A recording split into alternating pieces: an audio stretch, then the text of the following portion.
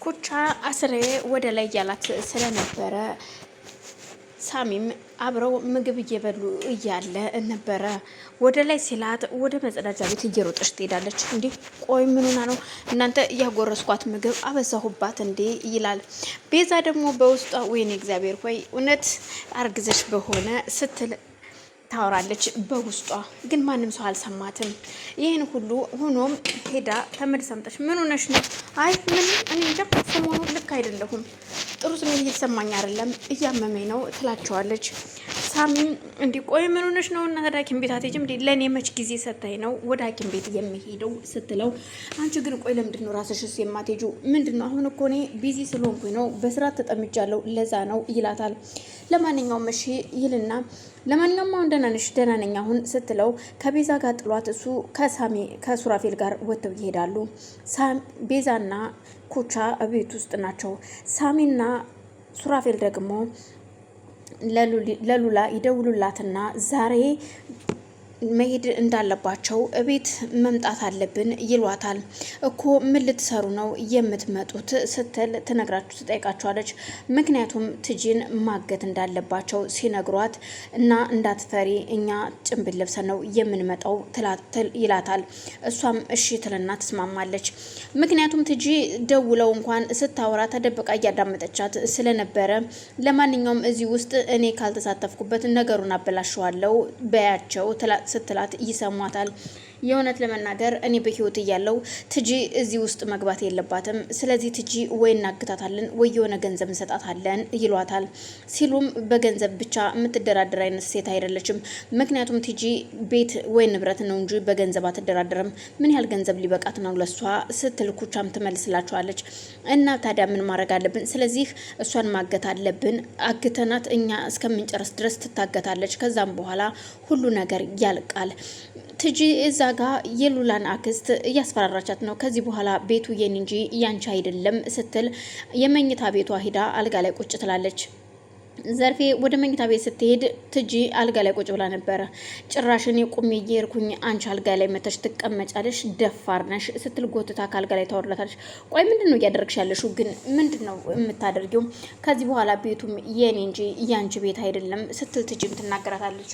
አየሽ ሉላ፣ ያን ጊዜ እኔን እሺ ብትይኝ ኑሮ እህን ጊዜ አንቺ ሶስተኛው ወገን አትሆኝም ነበረ። እህን ጊዜ አንቺ የዚህ ቤት ባለቤት ትሆኝ ነበረ። አንቺ እኔን እምቢ ብለሽ እኔን ከዚህ ጨዋታ ውስጥ አስወጥተሽ አክስተሽን አስገባሽ። ዛሬ አንቺ ሶስተኛ ወገን ሆነሽ ቁጭ አልሽ። አየሽ ትላታለች። ሉላም ምንም ችግር የለውም ዙሮ ዙሮ የኔ ንብረት ማለት ያክስቴ ነው፣ ያክስቴ ማለት የኔ ነው ስትትመልስላታለች። እንግዳው አሁን ላይ ይሄ ቤት የኔ ቤት እንጂ የማናችሁም አይደለም። ምክንያቱም አንቺ አስክሬኑን ተባብረሽ እዚህ ቤት እንዳመጣሽው ግልጽ ነው አውቃለሁኝ። ስለዚህ ሚስጥሩ እንዳይወጣብሽ አክስትሽ እንዳትሰማ ከፈለግሽ እዚህ ጨዋታ ውስጥ እኔ መግባት አለብኝ። ከዛም በኋላ ዘርፌን እጇን ጠምዝዘን መጣል አለብን። 40 ሚሊዮኑን ብር ታመጣለች ስትል ትጠይቃታለች። እነ ሳሚም አሁን ላይ እያደረጉ ያሉት 40 ሚሊዮኑ ብር እንዲመለስና 40 ሚሊዮኑን ብር ተቀብለው ያንን ቤት ለመግዛት ነው። ምክንያቱም ዘርፌ ያን የሚያክል ብር አካውንቷ ውስጥ እንደሌላት ይታወቃል። ስለዚህ ቤቱን ስለምትሸጠው በዛ ብር ቤቱን መግዛትና ቤቱን ወደ ራሳቸው ወደ ንብረታቸው ማድረግ ስለፈለጉ ነው። ስለዚህ ይህን ነገር ማድረግ አለብን ይላሉ።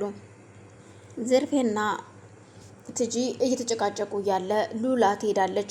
ቆይ ምን ሆናችሁ ነው? ቆይ ይሄ ነገር የሚያጨቃጭቅ ነው? እዚህ ጋር ሬሳ አስቀምጣችሁ እናንተ ትጨቃጨቃላችሁ ስትል ትመልስላታለች። አዎ እውነቷን ነው፣ ይልቁንስ ይሄን አስክሬን አውጥተን እንቅበረው ትላታለች። አሁንም ትጂ ዘርፌ ግን እንዴት ነው አስክሬንን ያህል አውጥቼ ዝም ብዬ የምቀብረው? የት ነው የምቀብረው ስትል እዚህ ጓሮ ቆፍርና ማታ መሸት ሲል እንቀብረዋለን ትላታለች። ትጂም እንዴት እንደዚህ ልታደርጊ ትችያለሽ? ራስሽ አመተሽ አስቀምጠሽ ጭራሽ እኔን ደግሞ የሬሳ አቀባሪ ልታደርጊ ነው ወይ ስትል ትጮህባታለች። አባት ጮሂብኝ ከዚህ በኋላ አይካልሽ ግን ለፖሊስ ደውዬ ነው አምጥቼ የማጋፍጥሽ ሁሉንም ስትላት ለፖሊስ ስትል ሉላ ከዚህ በፊት ለፖሊስ መደወል የለበትም፣ ፖሊስ ከተደወለለት ሁላችንም አፋፍሶ እስር ቤት ነው የሚወስድን ትላታለች። ስለዚህ ለፖሊስ አይደወልም፣ እንስማማና እስኪ ቁጭ ብለን በጠረጴዛ ዙሪያ እናውራ ትላታለች። እሺ ትልና ወርታችን እንውረድ ብለው ወርታች እየወረዱ እያለም ሰላም ሰላም፣ ውድና የተከበራችሁ የመቅዲ ቤተሰቦች እንዴት ናችሁ? ሰላም ናችሁ ወይ? በያላችሁበት ሰላማችሁ ይብዛልኝ። ይህን ቪዲዮ የምታዩ ላይክ፣ ሸር፣ ሰብስክራይብ እያደረጋችሁ እንድታበረታቱኝ ስል በአክብሮት ጠይቃለሁ። ቤተሰብ የሆናችሁም ላይክ፣ ሸር በማድረግ እንድታበረታቱኝ ላይክ፣ ሸር እያደረጋችሁ አበረታቱኝ እላለሁ። ሀሳብ አስተያየታችሁን በኮሜንት እንድታስቀምጡልኝ ስል በአክብሮት ጠይቃለሁ። አመሰግናለሁ። አሁንም ኩቻ እና ቤዛ ቁጭ ብለው እያለ አሁንም እንደተለመደው ወደ ላይ ሲላት እየሮጠች ትሄዳለች። እውነት አሁን እሱ ኩቻ ያሰብኩት ነገር ምን እውነት በሆነና ደስ ባለኝ ስትል ብቻዋን ማውራት ትጀምራለች። ተመልሳ ከመጣችን በኋላ ቆይ ግን ምንድን ነው ጨጓራሽ ነው ወይስ ምንድን ነው? ምን ጨጓራ መሄሳሚ ጨጓራ ላለ እንኳን ጨጓራ ያቃጥላል እኮ ጨጓራ ባልና ያገባሁት ስትል ትመልስላታለች። ቆይ ግን ምን ሆነሽ ነው እንደዚህ የምትሆኘው?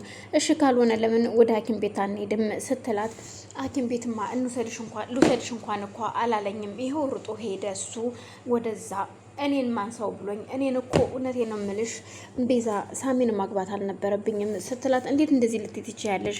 ሳሚ እኮ እጅግ በጣም መልካም ሰው ነው። አሁን ምናልባት ቢዚ ስለሆነ ሊሆን ይችላል እንጂ እንደ ሳሚ አይነት ሰው የለም ስትላት በፍጹም ሳሚ እኔን አይፈልገኝም፣ ዝም ብዬ ነው ያገባሁት። ይኸው አያቴ እንኳን ስለ ጥሎሽ 10 ታወራኛለች። እሱ እንኳን ጥሎሽ አይደለም እንዴት እንደሆነ ራሱ አስቦም አውርቶም አያውቅም ስትላት እባክሽን እሺ እኔ አሁን ሐኪም ቤት ሂጄ ነው የመጣሁት ትላታለች። እና ታዲያ ሐኪም ቤት ሂጄ ስመጣ እርጉዝ ነሽ ተባልኩኝ ተይኝ እስኪ ቤዛ ስትል እና ታዲያ ደስ ይላል እኮ ይሄ በማለት ቤዛ ታስተስ አይ ምኑ ደስ ይላል?